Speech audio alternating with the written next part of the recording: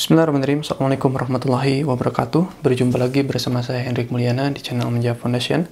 Kali ini kita akan membahas mengenai Rocky Gerung dengan judul Dialektika Pemikiran Rocky Gerung Soal Fiksi Bukan dari KBBI. Banyak dari beberapa pihak mengkritik Rocky Gerung karena berangkat dari pengertian KBBI. Kamus ada yang dari Indonesia dan ada kamus luar negeri sendiri. Jadi disama-samakan antara kamus Indonesia dengan kamus besar luar negeri. Dan mereka menumpukkan sama-sama saja. Itu saja. Tapi Rocky Gerung ini berangkat dari dialektika pemikiran. Tentunya ini lebih mendalam lagi seperti itu.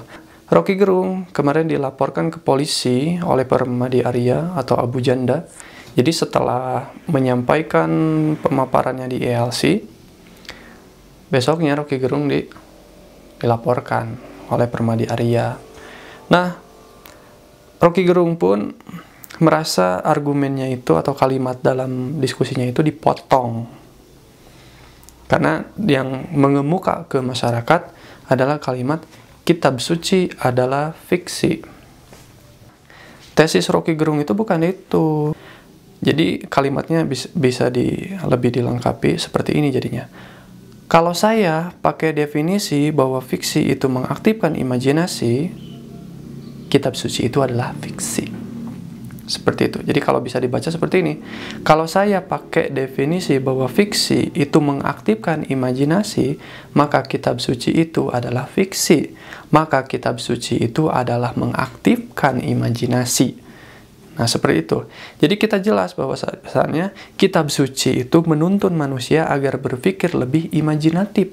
Jadi manusia dituntun oleh kitab suci agar berpikir imajinatif. Bukan manusia yang berimajinasi kemudian menciptakan kitab suci. Bukan itu. Rocky Gerung menghargai bahwasanya kitab suci itu dari wahyu yang turun ke rasul-rasul. Kemudian itulah yang menjadi menuntun kita untuk berpikir imajinatif. Jadi bukan imajinasi seseorang kemudian menciptakan kitab suci agar orang lain juga imajinatif, bukan seperti itu. Jadi kitab suci itu menuntun manusia untuk berpikir lebih imajinatif. Jadi tidak ada kalimat bahwasannya kitab suci itu adalah fiksi. Fiksi yang dimaksud apa itu? Hayalan. Jadi kitab suci itu adalah berdasarkan hasil hayalan, bukan seperti itu. Tapi kitab suci menuntun manusia agar berpikir lebih imajinatif seperti itu.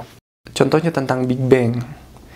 Big Bang, ledakan yang awalnya satu dari singular point, kemudian meledak jadi Big Bang. Kemudian ada teori juga menyatakan bahwasanya kehidupan itu berawal dari air, seperti itu. Dan ternyata ada yang menyangkut pautkan dengan informasi Quran. Karena di Quran itu menyatakan seperti ini. Apakah kaum kafir itu tidak mengetahui bahwasanya dahulu bumi dan langit adalah satu yang padu. Kemudian kami pisahkan keduanya dan dari air kami ciptakan kehidupan. Itu kan kalau dalam buku sains dan Quran, maka kita akan menemukan bahwasanya Quran memang menjelaskan mengenai semesta yang dikemas sedemikian rupa sehingga membangkitkan imajinasi manusia. Nah, itulah simpelnya seperti itu. Jadi Permadi Arya melaporkan Rocky Gerung gara-gara dia juga sendiri memotong tesis dari apa yang disampaikan Rocky Gerung. Jadi tidak seutuhnya, hanya dikutip kitab suci adalah fiksi. Padahal beliau menyatakan, kalau saya pakai definisi bahwa fiksi itu mengaktifkan imajinasi, maka kitab suci itu adalah mengaktifkan imajinasi. Bukan kitab suci itu hasil imajinasi, tapi mengaktifkan imajinasi manusia yang membacanya atau menafsirkannya, seperti itu. Jadi Rocky Gerung mengartikan fiksi itu bukan dari KBBI, tapi dari dialektika pemikiran. Itu yang pertama. Yang kedua adalah mengenai tradisi intelektual. Ini ada hubungannya dengan yang tadi. Ketika tradisi intelektual tercipta, maka dia bisa menyajikan tempat di mana kita secara bebas bisa membahas, meriksa semua argumentasi. Contohnya seperti ini, ada perdebatan di masyarakat. Kita bisa dudukan itu, kalau di universitas mungkin di kampus-kampus seperti itu ya ruang kelas namanya. Tapi kalau di publik ya mungkin seperti ILC, sama aja.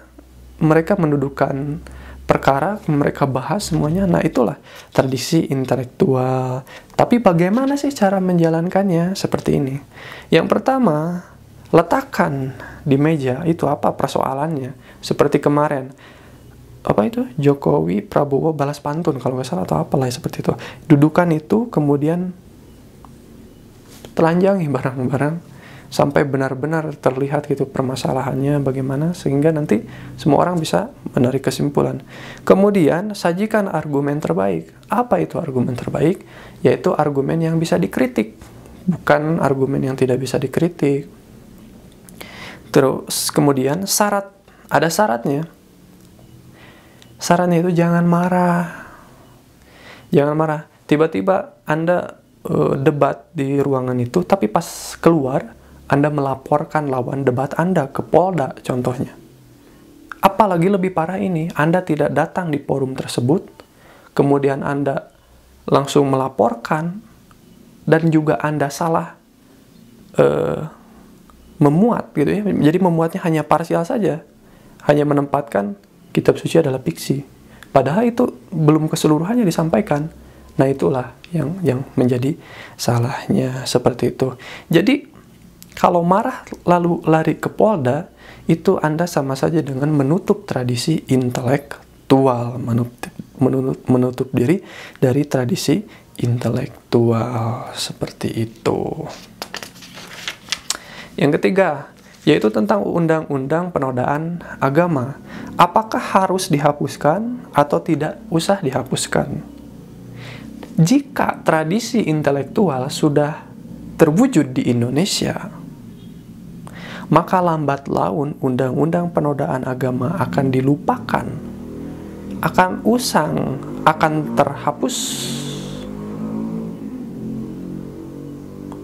terhapus begitu saja. Karena apa? Orang tidak akan mudah tersinggung, karena ada jalur mediasi sebelum masuk ke lapor ke Polda atau kepolisian.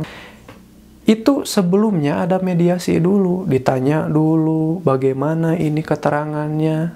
Jadi kalau Abu Janda ini merasa ada yang ganjal, kalau ingin mengaktifkan tradisi intelektual, Anda ajak debat atau bagaimanapun caranya agar hal ini bisa dimediasikan, didudukan, disatu mejakan, bukan marah langsung lapor. Kebanyakan marah, banyak ngelapor.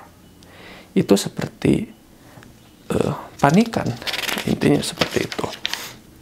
Kemudian, mengapa harus ada tradisi intelektual? Tidak lain untuk investasi akal sehat agar masyarakat tambah berkualitas. Dengan masyarakat yang tambah berkualitas, maka kita akan bisa produksi ilmu pengetahuan. Nah itu saya kira. Jadi semangat Rocky Gerung masih ada dalam persoalan, yaitu semangat dalam mencerdaskan kehidupan bangsa. Seperti itu. Jadi kalau ada apa-apa, entah itu mengenai agama, politik, atau apa, ya sebaiknya jika ingin mewujudkan tradisi intelektual, jangan saling lapor. Tapi adakan dulu mediasi. Jangan nanti kalau diadakan mediasi, diundang, gak hadir. Contohnya seperti itu. Berarti di Indonesia belum terjadi tradisi intelektual menurut saya seperti itu.